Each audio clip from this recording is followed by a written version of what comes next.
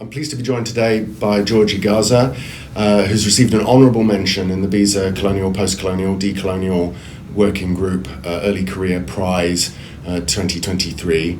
George's paper, Theorizing Peru Profundo, is a really interesting kind of discussion about the construction of the interior of Peru, the colonial construction of the interior of Peru, and the kind of consequences of that.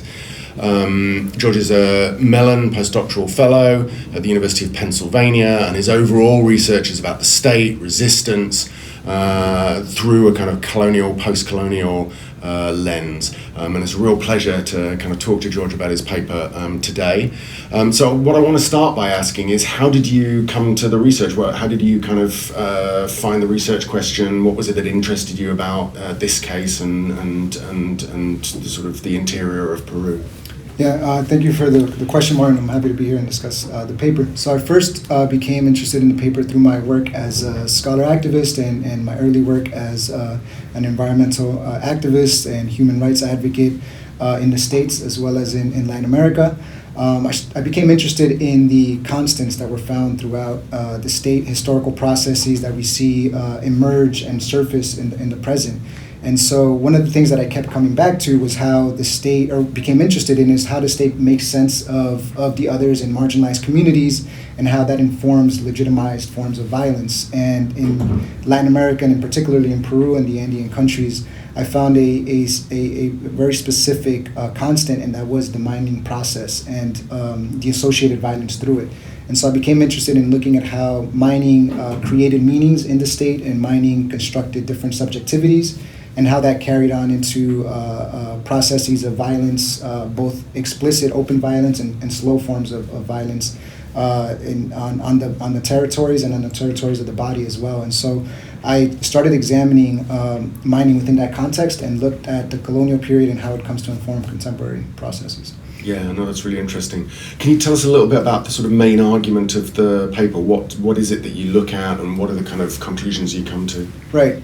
So as the word in the title, Peru Profundo, refers to this sort of imagined historical, sociological space, or anthropological space that's carried on throughout history. Most recently, at the turn of the 21st century, it was used to kind of denote a sort of underdeveloped marginal space or imagined geography, and hence why I bring in post-colonial and critical analysis to this territory. And so the main argument looks at how these technologies of order, racialization, territorialization, and commodification are all enacted through the process of extractivism in this region of the interior, the hinterland, in what is known as Peru Profundo historically in these territories. So the paper argues that racialization, territorialization, commodification are all enacted through the process of extractivism, which has served as statecraft for Peru.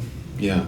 Can you tell me a bit about how Peru Profundo was imagined? How is the interior of the state essentially? Right. How is it imagined? How does that facilitate extractivism?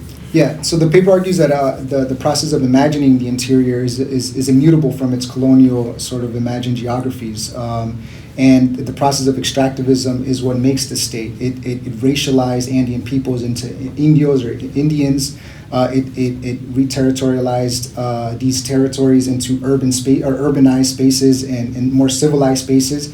And so I'm seeing the process carry on into today, the constant process of relocations, for example, where communities that are surrounding mining projects are moved and transferred into different spaces, operates through the same colonial logics as the reductions of the colonial period, which look to quote-unquote civilize Andean peoples. And so the interior, the hinterland of Peru Profundo, was always seen as a space of disorder and underdevelopment. And so extractivism then forms this sort of technology of order that concentrates populations, which then leads to urbanization, ergo, and then civilization or civility. And so this similar discourse continues to inform, and narrative continues to inform the processes and the model of development that the state continues to rely on. Yeah, I mean, you mentioned urbanization, you mentioned displacement. I mean, what are the consequences of this imagining, this particular kind of imagining of the hinterland of Peru? Yeah, so what I also argue and what I want to actually carry on later on, which we'll talk about in a second, is the violent technologies of order produce a sort of legitimizing process. So this disorder then grants the state authority to displace communities, and so what we're seeing is the contamination of water and the contamination of the land, a rupture of ways of life, of Andean ways of being that are seen as out of time, right, or seen as underdeveloped.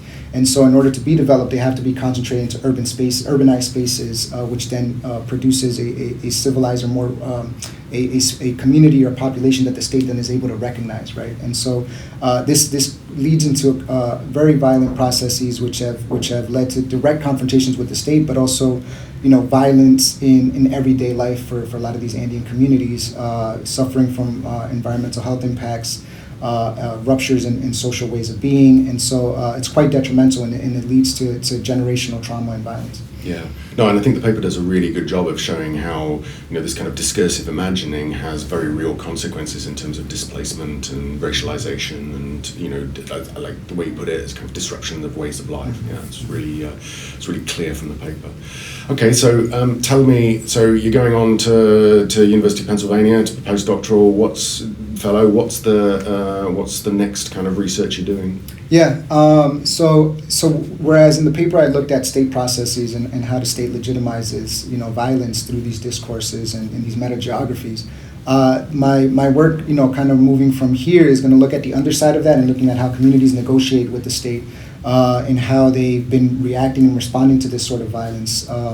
The international studies community and those interested in global politics have perhaps, and especially Latin Americanists, have perhaps been aware of the situation that's been happening in Peru over the last few months since late last year. And we've seen the state kind of respond with unprecedented violence against Andean communities. And my paper kind of speaks to that. And so where I want to go to next is sort of looking at and grounding myself in communities and looking at the alternative politics that they're presenting. Not in the beginning I started examining why that seems illegible for the state, but now I want to kind of legitimize that and put that into contrast with how the state is able to see these communities. And so in a way it's grounding myself myself and my analysis within the community through critical ethnographies and participatory observation, and placing these alternative politics in parallel to the state politics and how the state is able to see. And so bringing in community-based politics into global studies in the field that I'm in, but also Latin American studies, international political sociology, and other fields. Great. I look forward to kind of reading more about it. I really enjoyed reading the paper, and congratulations on the honourable mention. It's a really interesting kind of article, and nice to talk to you about it today. Thank you. Appreciate it.